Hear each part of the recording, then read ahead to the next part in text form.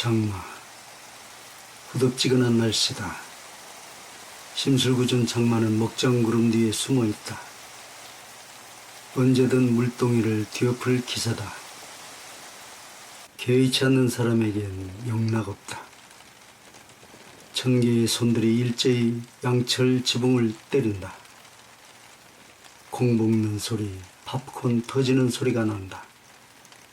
술 취한 아버지가 밥상 걷어차는 소리 같다. 죽이라고 악을 쓰던 소리는 잠잠하다. 낙내가 아쉽게도 다른 집에 떨어졌다. 순위에서 밀린 뒤로 우리 집은 되는 일이 없다. 먹던 밥이 빗물에 둥둥 떠내려간 마당 끝 수채에서 훌쩍이던 여자, 엄마다. 밥풀 묻은 수저 들고 오락 안긴 안가슴, 지금은 없다. 가물한 기억이 장마비에 지워진다. 해질 무렵 조방 앞 광장이었다. 사람들은 그제야 허기를 느끼고 뿔뿔이 흩어졌다. 약장수의 재간에 넋을 놓고 시간 저당 잡힌 사내들이 대부분이었다. 미래의 내 모습과 크게 다르지 않을 백수 아니면 건달 같은 모습이었다. 그 중엔 집에 들고 갈 꾸러미 비슷한 걸 손에 들고 버틴 한심해 보이는 가장도 있었다. 그 속에 내가 끼어 있었다. 너는 안 가나? 약장수는 책가방을 놓고 쪼그려 앉아있는 내게 따지듯 물었다. 아저씨, 그런데 저 돌멩이는 언제 두 번 뛰게 할 건데요? 한 번도 뛰는 걸 못 봤어요. 나는 참고 있던 말을 던질 기회를 놓치지 않았다. 에라이 문둥아, 내가 그런 재주 가지고 있으면 여기서 이 짓거리 하고 있겠나? 빨리 집에 가라. 그것 볼랐고 평생 못 본다 이 자스가. 누가 뭐래도 그는 내가 만난 가장 큰 스승이었다. 목사 안수를 목전에 둔 복음의 열정에 가슴이 타던 시절이었다.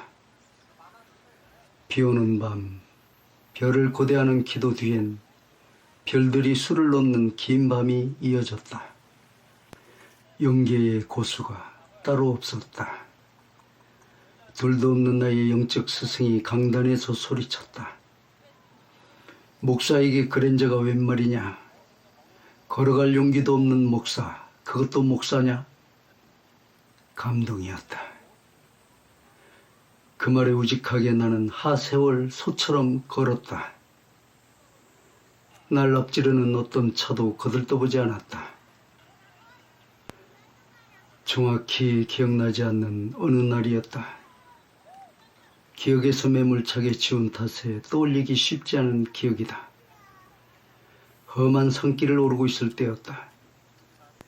흙먼지 일으키며 내 옆을 스치는 당대의 최고급 차와 마주쳤다. 나의 영원한 우상이 앉아 있었다. 스승은 당당히 말했다.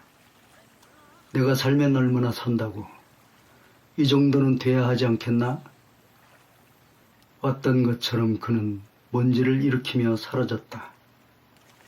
나는 배운 대로 외쳤다. 당신도 목사냐고. 내일부터 여름방학이란다. 하굣길에 집으로 내달렸다. 동구엔 부채질하는 어른들이 앉아 있었다. 평상의 먹거리는 보이지 않았다. 내가 머물 이유가 없었다. 안녕하세요.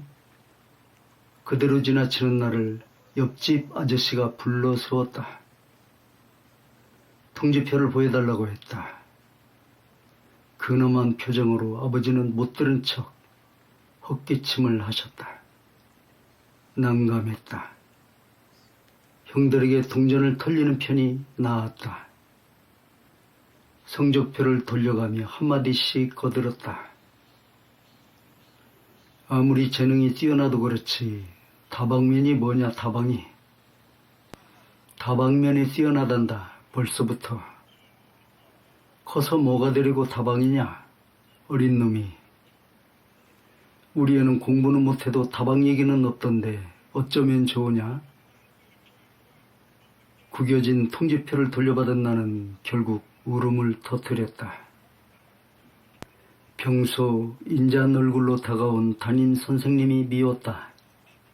세상엔 믿을 사람이 없었다.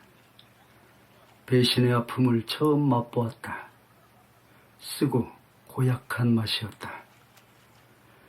분을 사귀지 못한 아버지가 마당에 들어서는 소리가 들렸다. 뭐가 어째? 어린 놈이 벌써부터 다방이나 기웃거리고 동네 창피해서 얼굴 못 들고 다니겠네. 싹수가 틀려먹은 이놈의 다리뭉댕이를 그냥 어디 숨은겨? 나와! 나는 방문을 걸어 잠갔다. 차츰 성벽을 쌓아갔다. 내벽과 외벽이 견고한 불신의 보류였다. 그런 뜻이 아니라는 확신은 어린 마음에도 분명했다. 말로 사람 잡는다는 교훈과 다짐을 여린 마음에 새겼다. 말 많은 자리는 한사코 피하고 본다. 주님도 입에 재갈을 물리라고 하셨다. 좋은 끝이 없다는 말이다. 말 많은 교회는 피하시라. 목사로서의 당부다. 세상에서 제일 무서운 적은 무식이다. 무식엔 답이 없다.